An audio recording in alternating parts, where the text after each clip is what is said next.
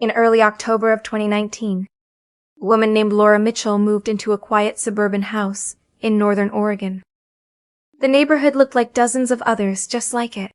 Wide streets, neatly trimmed lawns, porch lights that turned off at the same time every night, as if the entire block followed an unspoken rule.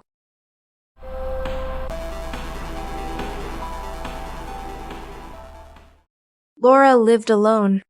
She worked remotely as a graphic designer, which meant her days blended into her nights. It wasn't unusual for her to still be awake well past midnight, sitting in the glow of her laptop, while the rest of the house remained dark. For the first few days, everything felt normal. Then, one night, Laura noticed something small. After turning off the lights and getting into bed, she heard a sound coming from the living room.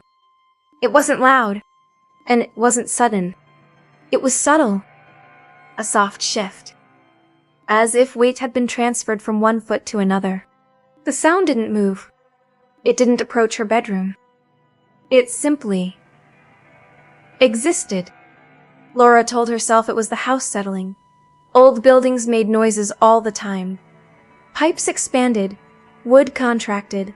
There were logical explanations for everything. But the sound returned the next night. And the night after that. Always after the lights were off. Always when the house was completely still.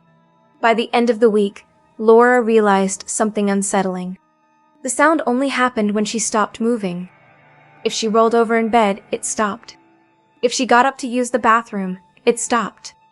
But the moment she lay still again, it came back. On the 7th night, Laura woke abruptly at 2:10 a.m. Her heart was racing. She was certain someone was standing just outside her bedroom door. She held her breath and listened. Nothing. No footsteps. No breathing. No movement at all. The silence felt intentional. The next morning, Laura ordered a single security camera online. It wasn't connected to a monitoring service. It didn't trigger alarms. It simply recorded when it detected motion or sound.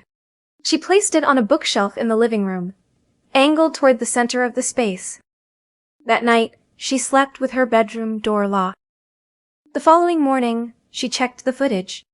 There was only one recording, time-stamped to 11 a.m.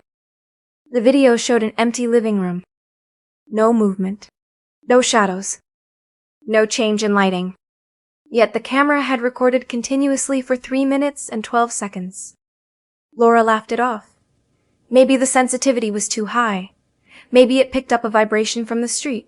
But the next night, it happened again. And again. Every recording started between 2:09 and 2:12 a.m.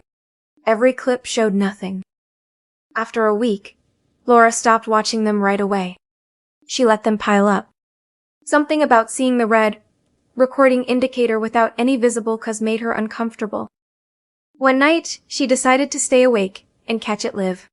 At 2:30 a.m., she sat on her bed with her phone in her hand, watching the camera feed.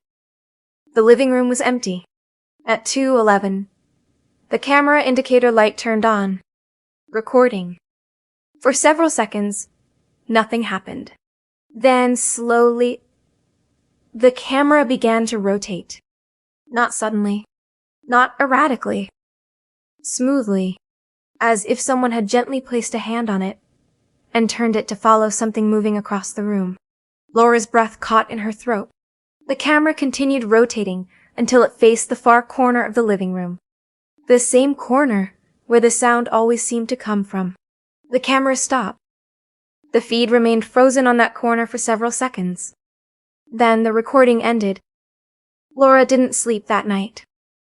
The next morning, she replayed the clip again and again. That's when she noticed the audio.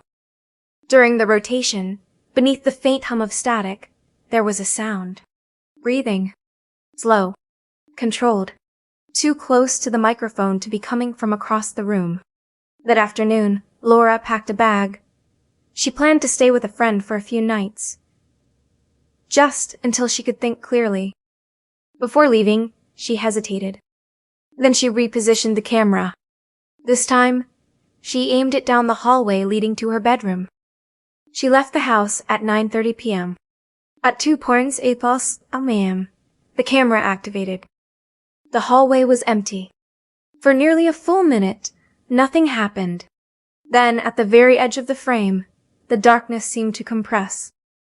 Not moving into view, but closer. The camera tilted downward, as if looking at something standing directly beneath it. The recording ended. Laura never returned to the house. The camera remains plugged in. The cloud account is still active. And every night, at 2:11 a.m., records.